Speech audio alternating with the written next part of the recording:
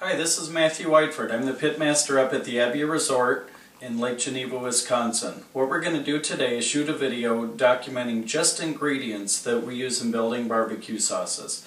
When people are up at the Abbey, they experience my sauces. I've got a full line. Oftentimes people will ask me, how do you even make a barbecue sauce? I've never done it before, I have no idea. So we're going to try and simplify that for you today. Today, again, just a list of ingredients. We're going to come back, we're going to build barbecue sauces in later videos. We start with all sauces with a base. Base, very commonly, would be ketchup. A lot of people know this. A lot of you'll use a salad dressing. This is a Western dressing, but you definitely don't need to use this. Any salad dressing you think would be good, but something with a little bit of a thickening, a little viscosity.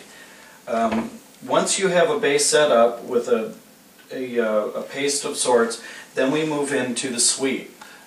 Different ingredients you can do for sweet. I've used jellies. This is an apple jelly. I have a currant jelly.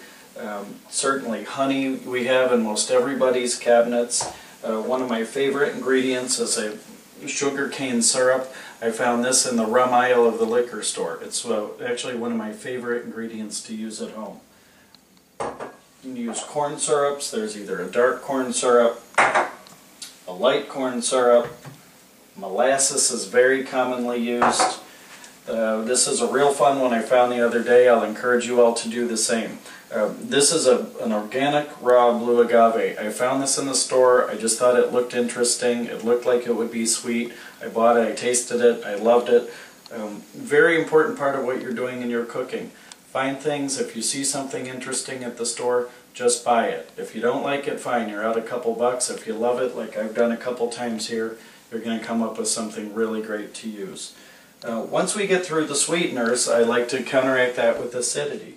So we'll slide over to here. One of my favorite acidic ingredients is an apple cider vinegar. You can use a white wine vinegar, just a white distilled vinegar. I have a rice vinegar. These are all great at counterbalancing the sweetness that you put in on this side. Smoke, a liquid smoke. There's liquid pecan smoke. This is a hickory smoke. A lot of people think this is cheating. I don't think it is. It's a good tasting ingredient. It's natural in its process. It'll give you just a nice smoky hint background to a lot of your barbecue sauces. Great to add a little bit of flavor of liquors in there. People will use rum. This is a rye whiskey. I love to put bourbons, dark rums if I'm going to use a rum at all. It is real nice to do. Guinness beer, if you have that. You don't need a whole lot of it. Just put in a couple of ounces, drink the rest, you'll enjoy the day. Once you have the acidity, we've got the sweet. You want to bring in a little spice. Now it really starts to layer the flavors. A big part of what I teach people in not only building barbecue but the sauces is layers of flavor. So take the sweet, taste the acidity. Now we want to bring in some heat. Crushed red peppers, very commonly used. A spice you'll have is a chili powder. I have a chipotle chili powder. Cumin, one of my favorite. Cumin's not overall spicy, but it's just got that rich, smoky flavor. One of my favorite, of course, a lot of people use Tabasco. Personally, I prefer this. A little plug for my hot sauce, but Whiteford's cayenne pepper sauce is a great balance of heat and acidity.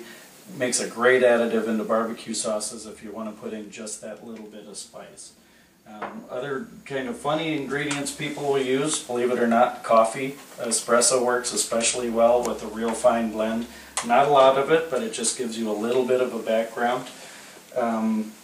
Brown sugar is one I didn't point out here in the sweet. I'm out of my bag of brown sugar, but I've found these brown sugar caplets at the Mexican grocery store. They taste great, they dissolve.